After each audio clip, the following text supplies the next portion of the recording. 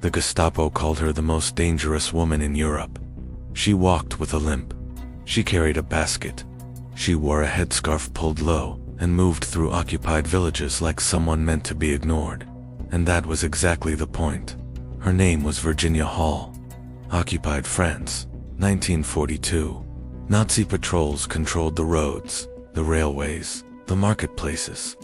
Informants were everywhere. A single mistake could end in torture or death. Yet, supply lines were exploding. Trains were derailing. Prisoners were disappearing. Sabotage followed sabotage, and the Germans couldn't see who was doing it. They called her the limping lady.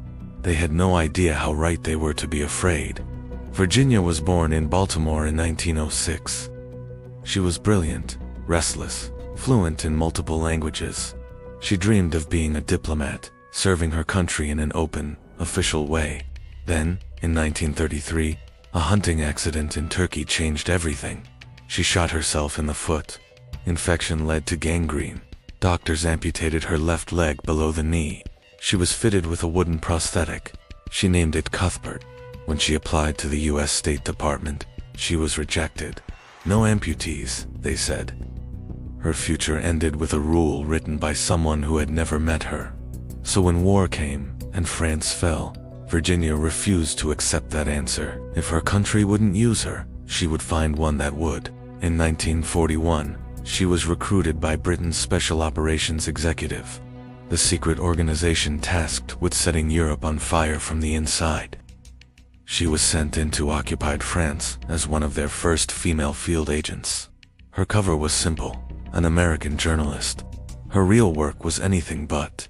She organized resistance networks across Lyon, arranged weapons drops, coordinated prison breaks, and gathered intelligence on German troop movements, passing it to London through hidden codes.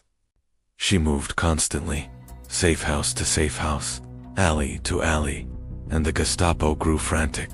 By 1942, Klaus Barbie, the infamous Butcher of Lyon, declared her the most dangerous Allied spy in France. Wanted posters went up. The description was vague, but telling. A woman with a limp. The net was tightening. Virginia knew she had to escape. In late 1942, she attempted the impossible, fleeing across the Pyrenees into neutral Spain, in winter, through snow-covered mountain passes, on one good leg and one wooden one. Every step drove Cuthbert into her stump. The pain was constant. At one point, she radioed London with a dry understatement. "Cuthbert is giving me trouble." The reply came back, completely missing the point. "If Cuthbert is giving you trouble, have him eliminated." She made it across anyway. Most people would have stopped there, accepted survival as a victory. Virginia Hall did not. When the British believed her cover was blown, she joined the American Office of Strategic Services and went back into France. This time, she erased herself completely. She dyed her hair gray, filed down her teeth, and learned to walk with a different limp. She became an elderly milkmaid with a crooked cane and a forgettable face. In 1944, at age 38, with a wooden leg, she parachuted back into France. She rebuilt resistance networks from scratch, trained guerrilla fighters, and coordinated sabotage that destroyed bridges, derailed trains, and turned occupied France into a logistical nightmare for the Nazis. Her networks killed over 150 German soldiers and captured hundreds more. They crippled rail lines that would have supplied German defenses against D-Day. She was a one-woman intelligence operation, disguised as someone no one would ever suspect.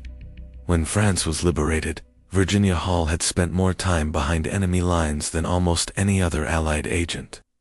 In 1945, she became the only civilian woman to receive the Distinguished Service Cross for extraordinary heroism.